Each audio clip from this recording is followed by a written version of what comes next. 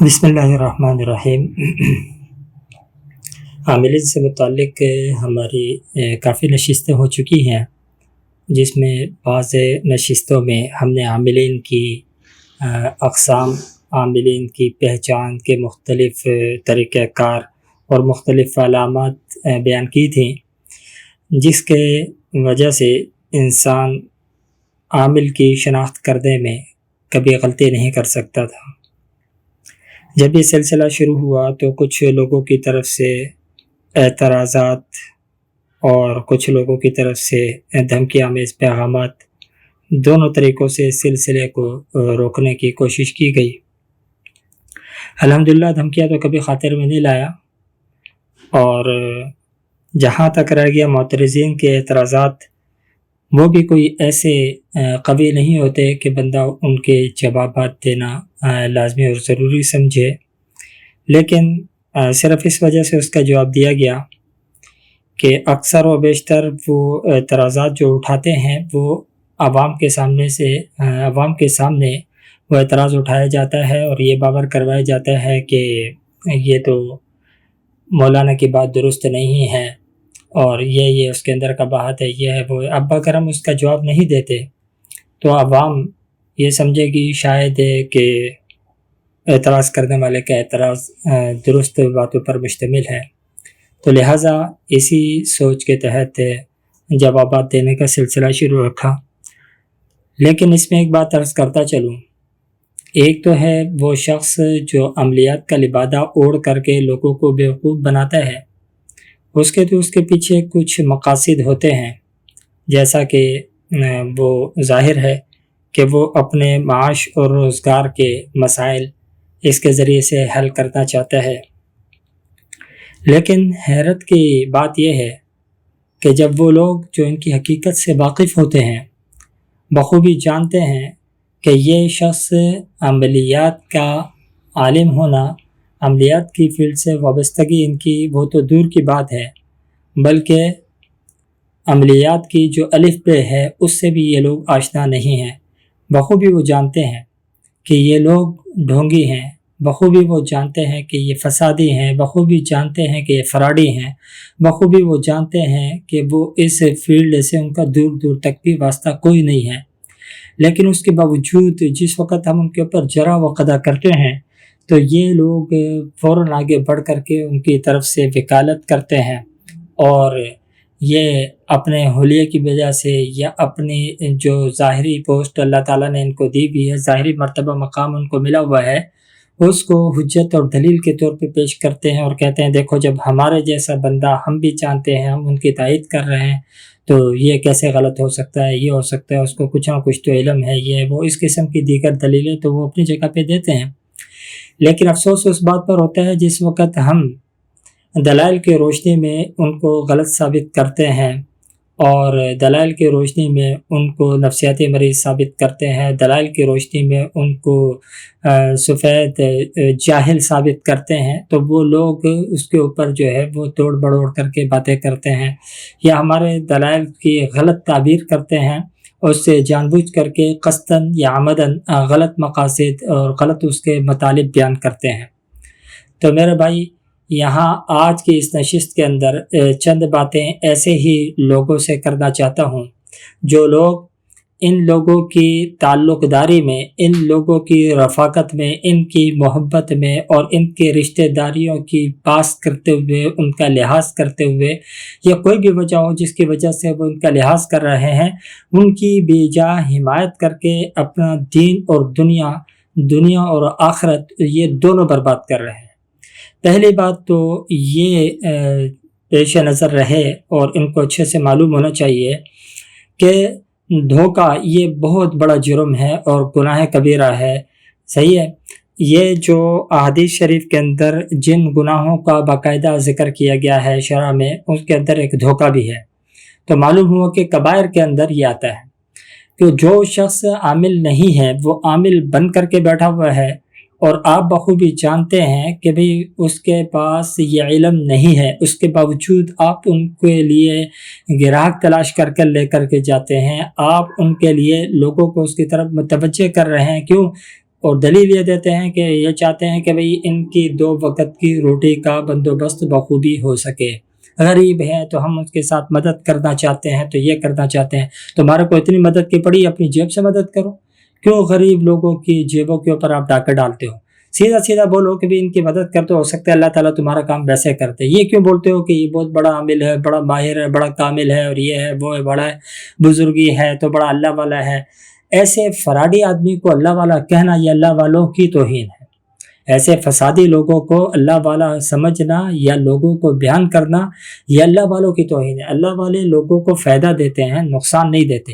یہ لوگ لوگوں کو نقصان دینے کے لیے بیٹھے ہوئے، معاشی طور پر اور اسی طریقے سے معاشرتی طور پر بھی نقصان ہے کہ معاشرتی طور پر لوگوں کے اندر تفریق پیدا کرتے ہیں، لوگوں کے اندر نفرتیں اور عداوتیں پیدا کرتے ہیں.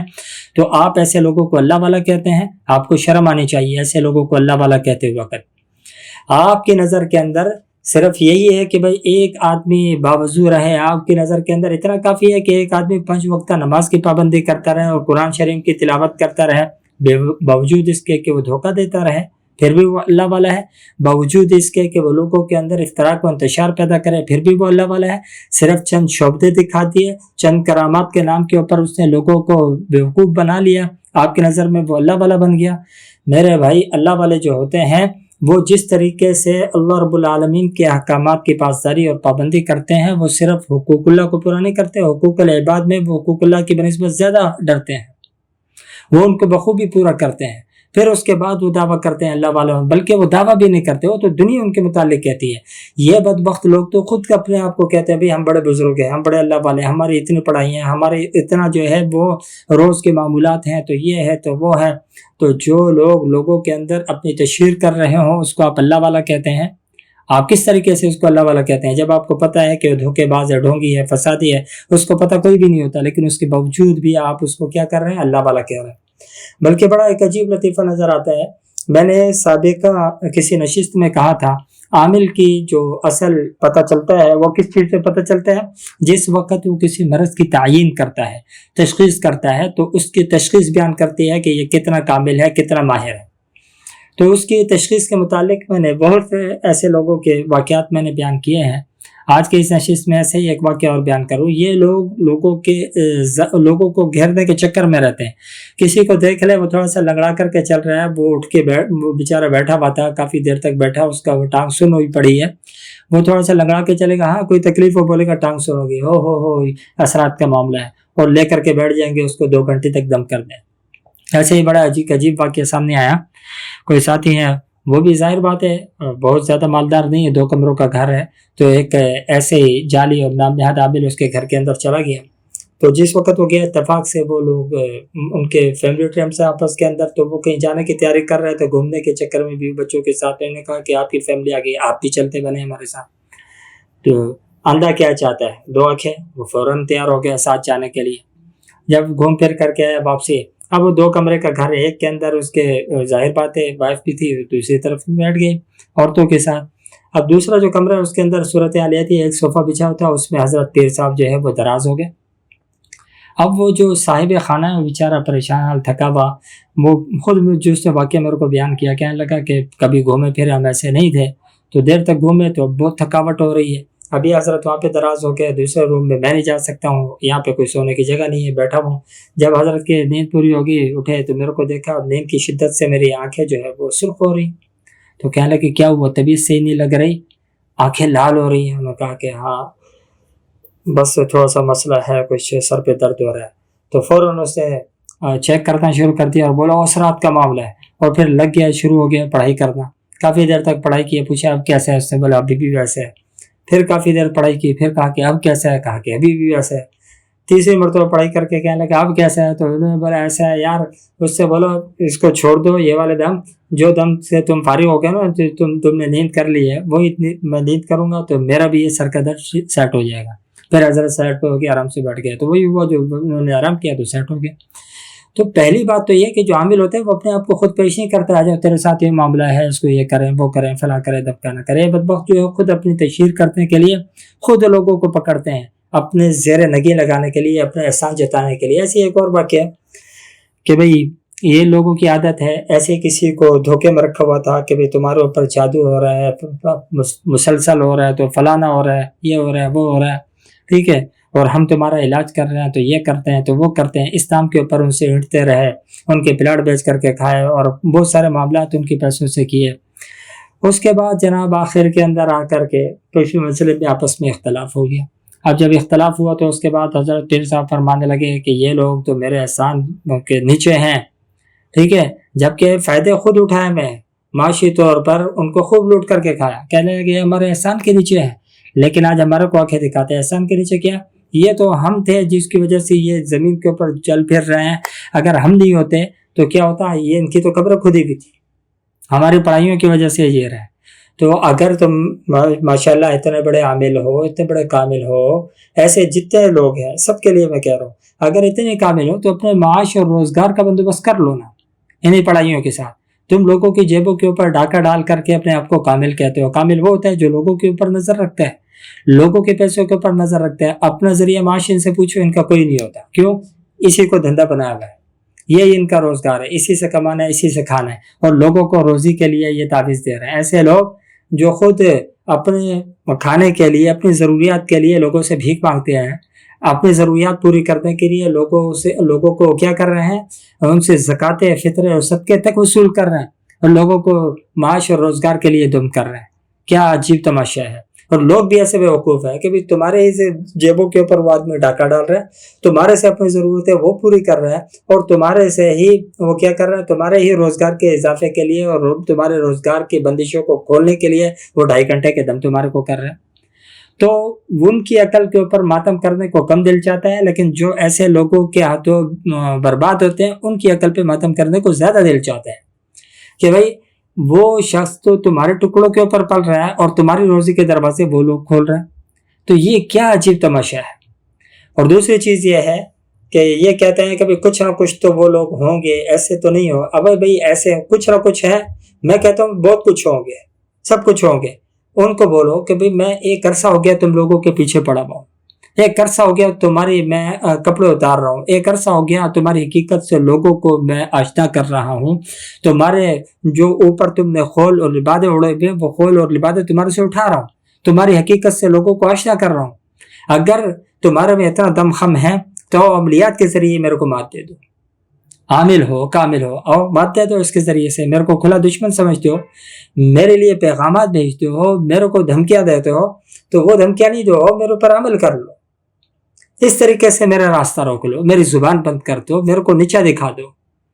نہیں کر سکتے اس لیے کہ تمہارے پلے ہے ہی کچھ نہیں، تمہارے ہاتھ میں شعبدے ہیں، تمہارے ہاتھ میں اپنے منہ میاں مٹھو بننے والے کمالات ہیں، اس کے علاوہ تمہارے پلے کچھ بھی نہیں۔